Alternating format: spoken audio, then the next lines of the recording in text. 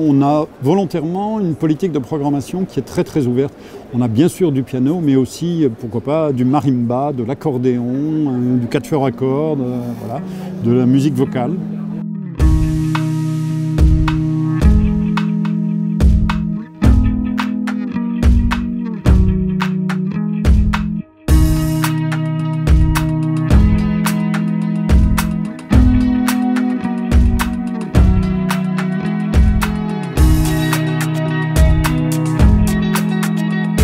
Le constat, c'est que les jeunes musiciens galéraient pour, je parle de Paris, pardon, j'aurais dû le dire, mais organiser un concert à Paris, c'est louer une salle de spectacle, et louer une salle de spectacle, ça coûte beaucoup plus cher que ce qu'un jeune musicien peut penser récolter comme billetterie ou en passant le chapeau.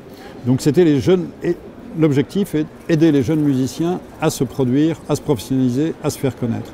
Pour ça, organiser des concerts. Et l'objectif, il se trouve que voilà, je revendique quelques filiations également avec le domaine du théâtre, en l'occurrence avec Jean Vilar. Et l'objectif était celui d'un élitisme pour tous, c'est-à-dire choisir, aider les meilleurs, mais en même temps faire en sorte que le plus large public possible puisse avoir accès à ces meilleurs-là, et ce qui fait que dès le début, on a donné beaucoup de concerts dans les hôpitaux, en particulier, puisqu'on est à Paris, dans les hôpitaux de l'assistance publique.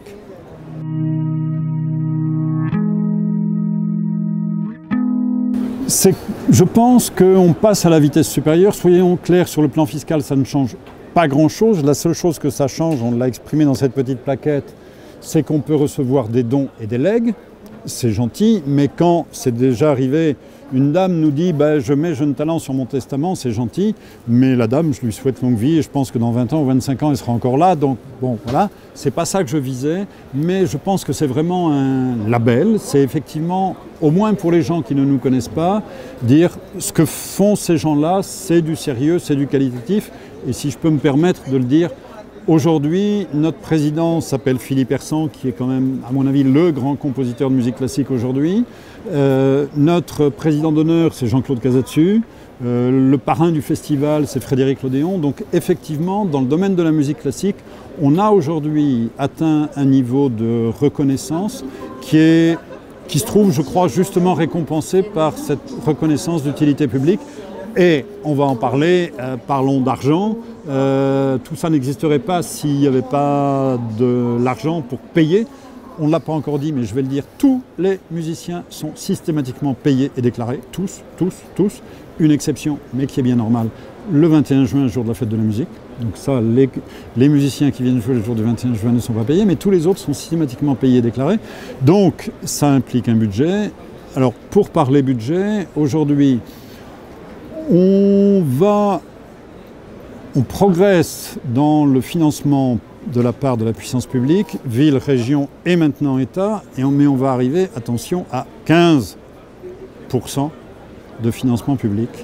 On a environ 15% de billetterie et donc on a environ 60% de mécénat et partenariat, ce qui est dans le domaine de la culture juste énorme. Et je pense, c'est pour ça que j'ai voulu demander la reconnaissance d'utilité publique, parce que pour les gens qui nous connaissent, ils nous connaissent, ils savent ce qu'on fait, ils nous aiment bien et merci à eux.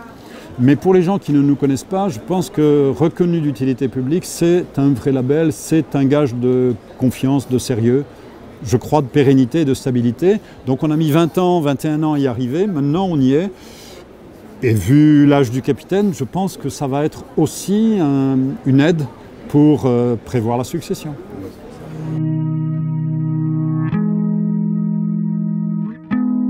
Alors, à propos d'élitisme pour tous, sur nos programmes trimestriels, il y a depuis quelque temps un petit oiseau. Et j'aime beaucoup la comparaison de l'oiseau.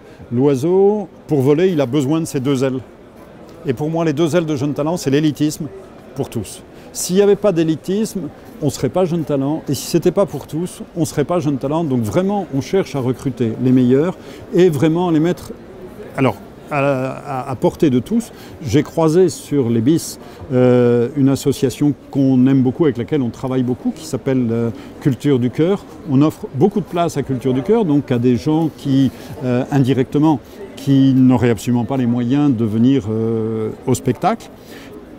Pour les enfants, j'ai aussi quelques convictions, et parmi lesquelles que notre responsabilité d'adulte, c'est de semer des graines. Après cela, les graines, elles pousseront pas. Ça, c'est une autre histoire.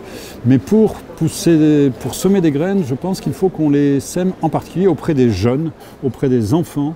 Et donc, systématiquement, chez nous, les enfants de moins de 12 ans ne payent pas, c'est gratuit. Jusqu'à 26 ans, c'est 5-6 euros. Voilà.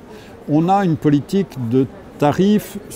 Par exemple, on fait tous les 3 jeudis midi par mois, on donne des concerts au Petit Palais à Paris. Le prix d'entrée des concerts au Petit Palais, c'est 10 euros. Donc c'est quand même accessible à beaucoup de gens. Pour les moins de 26 ans, c'est 6 euros. Donc voilà, la gratuité pour les moins de 12 ans, les invitations assez nombreuses pour Culture du Cœur, les tarifs d'entrée à 10 euros. Voilà les concerts dans les hôpitaux. Bien sûr, dans les hôpitaux, les maisons de retraite et les écoles. On a aussi quelques concerts dans des écoles, en particulier à Villejuif. Voilà comment on essaye de mettre vraiment ces excellents musiciens, disons-le, sur les musiciens, tous ceux qui ont aujourd'hui entre 25 et 40 ans et qui font une belle carrière, ils sont tous passés par Jeunes Talents.